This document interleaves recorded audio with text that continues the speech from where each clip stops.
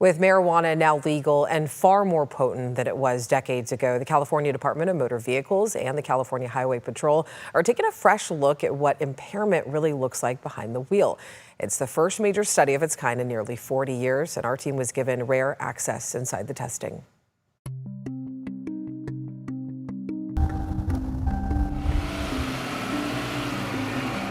From above, it looks like a routine driving course.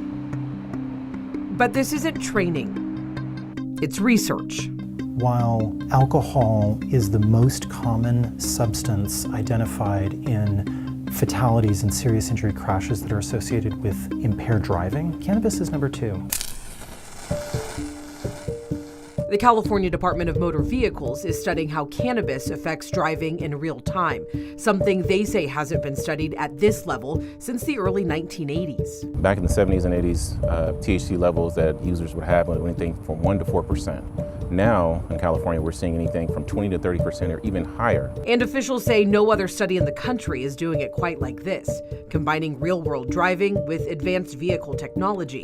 About 300 people are involved. Officials say legalized recreational cannabis is creating new challenges for policing impaired drivers. The study's goal is really to help better understand how cannabis impacts real-world driving and also test the tools that law enforcement currently has in order to identify those impaired drivers. So what is it on the road that really degrades when people are too high to drive? And that could be useful for informing law enforcement training.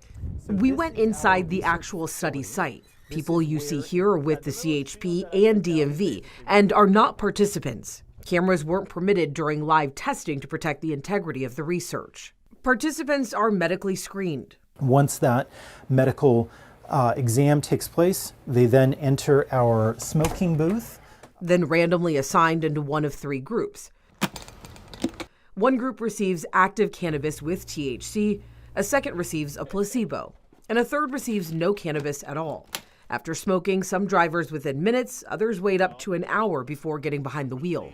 Okay, so this vehicle instrumentation captures drivers' inputs, such as how hard they're pressing the pedals and how they're turning the steering wheel. While the study involves multiple agencies, the DMV leads the research, design, and analysis. The University of California, San Diego oversees the study's human subjects review, helping ensure participants are protected throughout the research. California Highway Patrol provides trained officers who conduct field sobriety tests. Unlike alcohol, there's no single roadside number that determines cannabis impairment. Officers also rely on behavior, physical signs, and structured field evaluations. CHP says this study is needed now more than ever. Definitely seeing an increase in cannabis usage in the state of California, obviously due to the passage. Some of the stats that I can definitely cite is in 2025 alone, there was over 8,000 drug evaluations that was completed. Out of that 8,000, over 3,300 had combined alcohol and or cannabis. We have seen in California a steady increase over the past decade in the number of people who die on our roads due to drug-impaired driving. Impairment is 100% preventable. 100%. There is a lot of evidence that cannabis-impaired driving is impaired driving and dangerous. So we can all do better on the road to be safe.